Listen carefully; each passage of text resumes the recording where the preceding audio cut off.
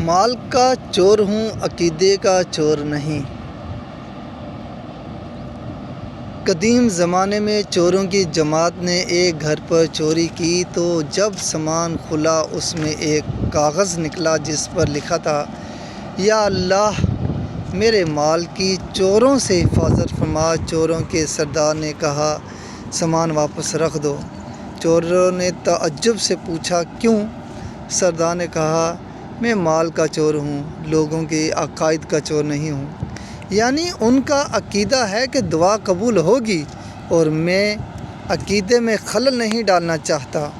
پچھلے زمانے کے چوروں کے اخلاق آج کل کے ڈاکٹروں، وکیلوں، ججوں، سرکاری افسروں سے کئی زیادہ اچھے تھے۔ وہ مال چراتے تھے، لوگوں کی امیدیں نہیں چراتے تھے۔ وہ مال چراتے تھے، لوگوں کے عقیدے نہیں چراتے تھے۔ وہ مال چراتے تھے، لوگوں کا ایمان نہیں چراتے تھے۔ وہ مال چراتے تھے لیکن لوگوں کے ارمان نہیں چراتے تھے۔ وہ مال چراتے تھے لیکن لوگوں کی عزت و شان نہیں چراتے تھے۔ قابل غور کیا کہ پہلے زمانے کے چوروں کے اخلاق آج کے حکمرانوں سے اتنے اچھے تھے کہ علماء کرام نے باقاعدہ چوروں کے اخلاق پر کتابیں لکھی ہیں۔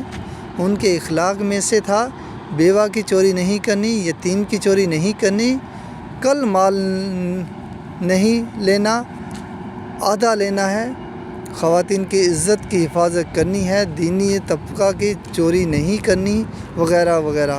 مگر آج کل سوڈڈ بوڈڈ چور چوری نہیں، ہر غریب فقیر پر ڈاکہ زنی کرتے ہیں۔ ان کا بینک بیلنس بھرنا چاہے خواہ غریب کا چولہا نہ جلے۔ اور بڑے چور سیاست دان ہیں جو غریب کے ارمان و خواب تک چرا لیتے ہیں، اور عوام احمق کہ پھر ان کے لیے باہم گدھے کی طرح کھڑی ہو جاتی ہے۔